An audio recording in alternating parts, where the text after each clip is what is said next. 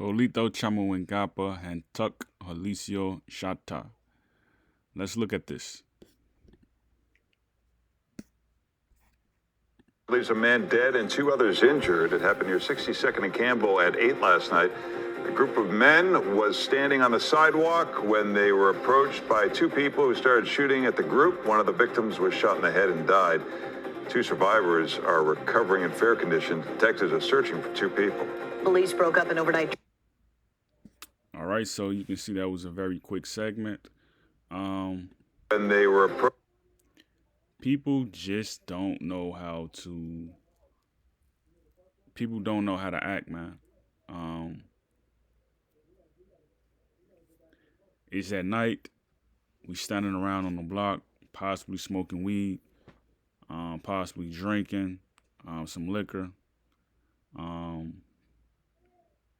Nothing else going on. We're not in the house with our kids, getting ready for next day of school, getting ready for, we're just kind of like, we're open targets. And then you look on the other side, someone who's taking upon himself to go and shoot somebody.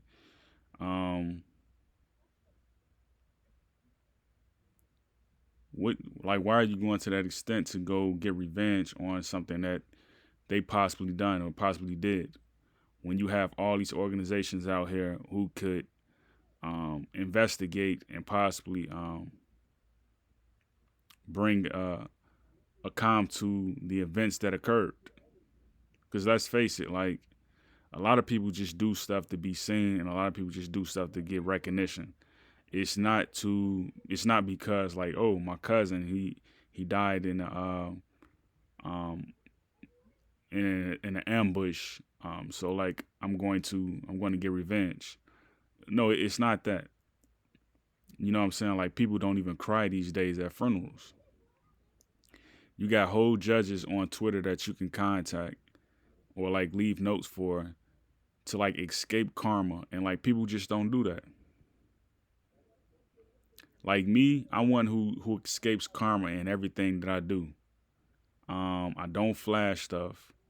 I'm not around crowds that would pen for me to even have to be able or be indulging to even flash. Like, I'm not around people who you would say, well, these people are going to catch up with him one day and give him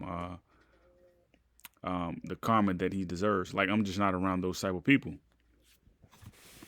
So like when you see like shootings happening and like you see like people being maimed and like lynched, like Kamala Harris and Joe Biden just signed the Emmett Till's anti-lynching act. Well, you know what? Good for them.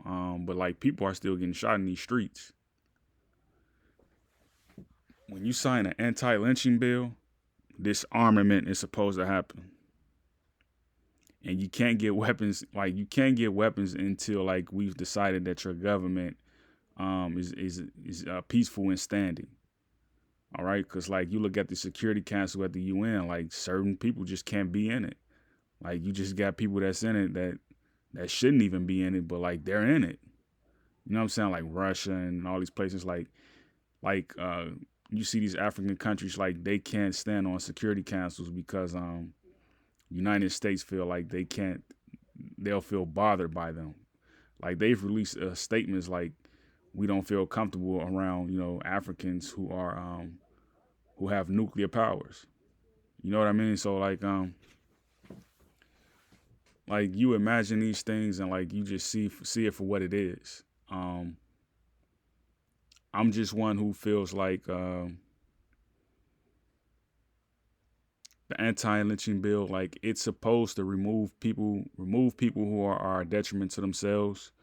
Like if you've gotten calls for disrupting peace and the public, shooting at people or something like that, like you should be taken off the streets automatically, and anybody you associated with should be screened.